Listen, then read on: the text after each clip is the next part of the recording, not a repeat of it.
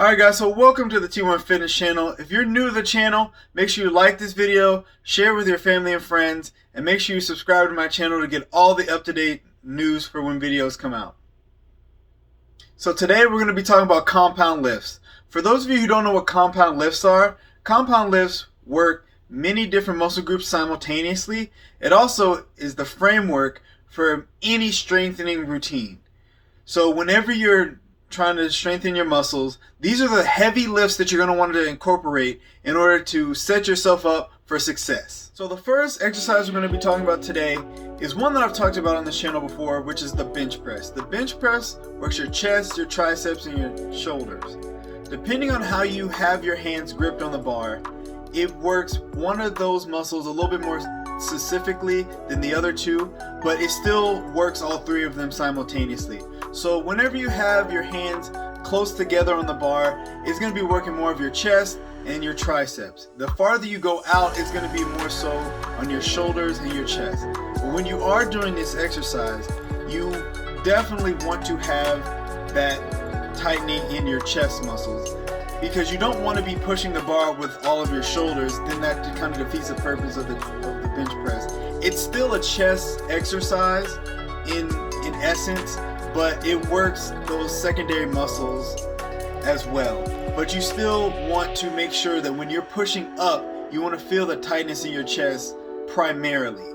So it does work your triceps and your shoulders, but you don't want to lose that exercise for your chest.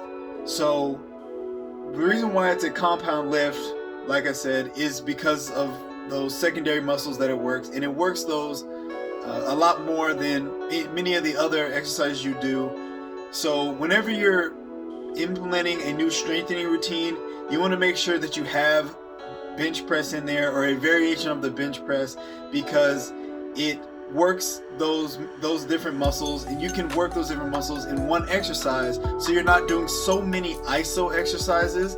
You can do the bench press and get 3 different muscle groups out of the way.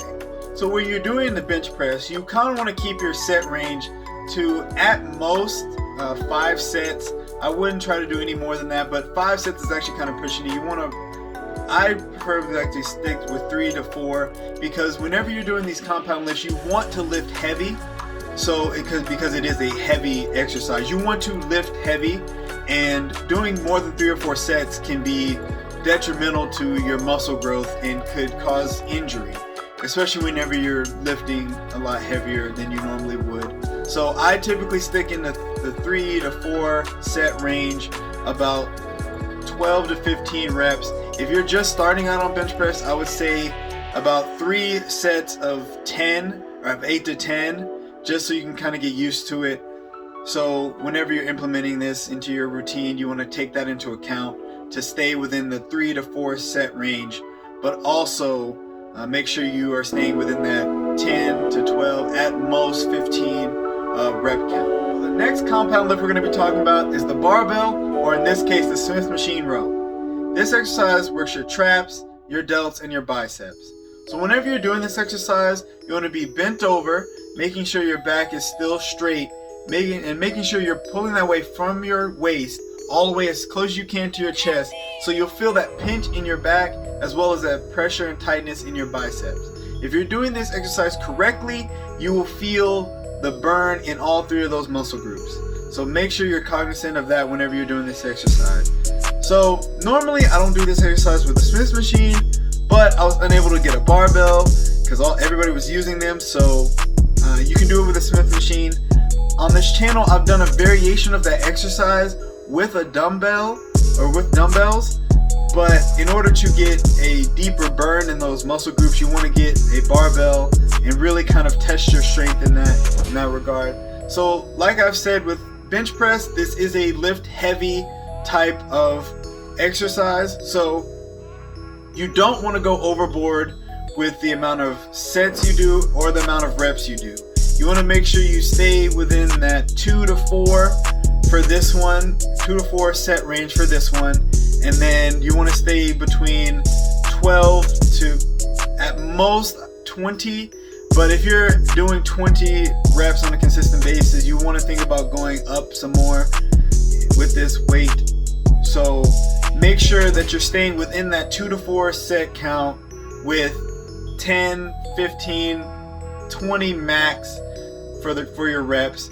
Make sure that you're keeping your form as well. It's easy to, when you're getting towards the end of each set, to lose that focus and lose that form. So it kind of hinders your ability to work those muscle groups. So make sure whenever you're doing that exercise, you make sure that your form is staying strong, as well as making sure you're lifting the weight from your waist and all the way as close to your chest you possibly can, to make sure you feel that pinch and feel all the burn in the muscles you should. But whenever, like the bench press, whenever you're getting your strengthening routine together, this is also something you want to incorporate as well. I personally do it 2 times a week. Typically I involve it in my upper body days, as well as I have just a specific day for compound lifts, just because I believe that they're important to do by themselves as well, just a day dedicated to them. But you don't have to do that if you're not up for it. But making sure that you are incorporating this exercise into your strengthening routine when you're starting out. The third compound lift we're going to be learning about today is the overhead press. The overhead press works your upper chest, your shoulders, your triceps, and your upper back. Whenever you're doing this exercise, you want to make sure you're standing in order to get all of those muscle groups working. Whenever you're doing the shoulder press, which is different than this exercise, you're normally sitting down in order to accurately get your shoulder muscles working. And that is typically the only muscle group that you're working, because you want that muscle group to be lifting all of the weight. Whenever you're doing the overhead press or the military press, you want to make sure all of those muscle groups are working, and you can feel all those muscle groups whenever you're doing the exercise. When you begin your first set, you want to start off with the bar. You can call it your warm-up set, or if you don't think you can do heavier than the bar, that can count as your first set. The reason for that is, with the bar, you can kind of see your form without having to worry about struggling with the weight. You can see how your form is, you can make the corrections necessary, you can kind of understand, okay, if I can do 20 reps of the bar, I can add 10 more pounds onto each side, or I can add 15 or 25 or however many, and you can kind of understand where you need to be progressing from there. Also, you need to make sure whenever you're doing the exercise, in the middle of the exercise, you want to make sure that your hand placement is still good. You want to make sure that you're not feeling too fatigued, because you don't have that cushion or that safety net of being closer to the ground to just control it enough to where it'll lightly touch the ground.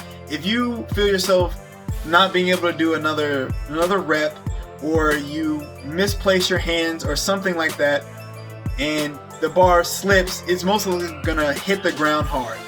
And if you're like me, you don't want that to happen, because that would typically attract attention to yourself, and I completely hate that. It's happened to me a couple times, and I feel totally embarrassed.